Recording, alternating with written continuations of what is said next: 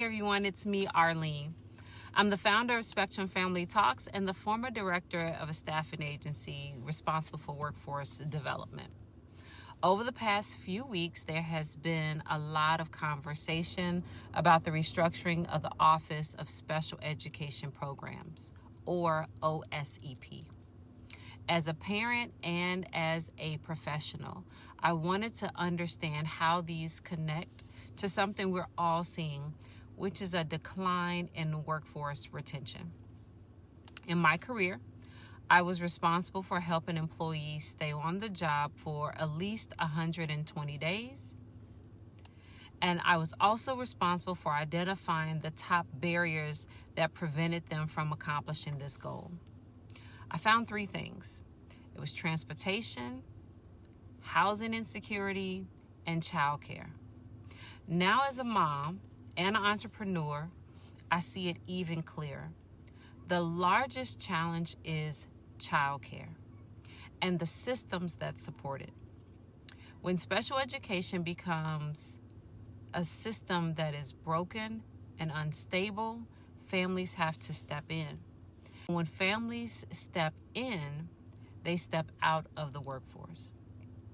With the restructuring at OSEP, the oversight and accountability around IDEA, which is the law that protects children with disabilities, it's reduced.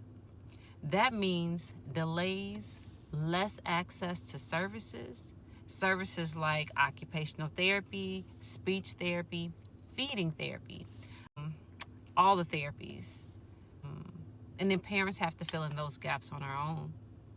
Right now, there's over 30% of homeschooling families say that they left traditional schools because of unmet special education needs. Behind those numbers are working parents, people with degrees, experience, and drive that have been forced to choose between their careers, their family's childcare needs. And now, as the federal shutdown enters into its fourth week, the impact on families is becoming increasingly severe. If the shutdown continues through November 1st, 140 Head Start programs across 41 states and Puerto Rico will miss their scheduled federal funding. Without operational funds, many of these programs, daycares that are serving over 65,000 young children, may be forced to close their doors. This is what instability looks like.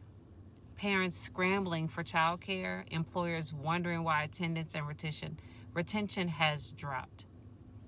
In my opinion, these aren't separate issues. They are directly connected. From a business perspective, this is a workforce issue. It's a retention issue. It's a cultural issue.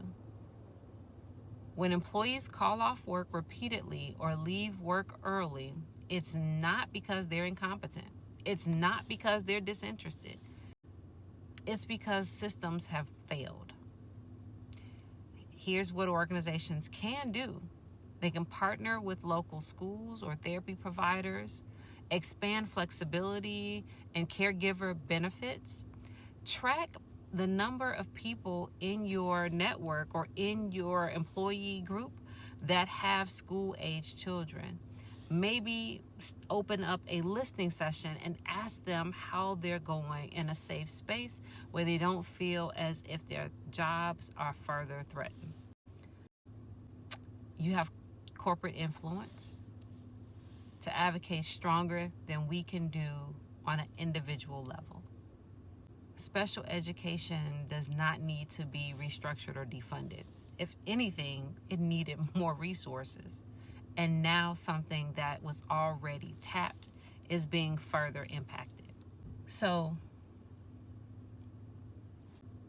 it's time for us to understand that when one weakens, the other one has to absorb the impact. As leaders, let's not observe what's happening. Let's find a way to lean in and collaborate. I'd love to be a part of this conversation with you. I'd love to hear your thoughts on how we can create real solutions that protect families and the future of work. Thank you.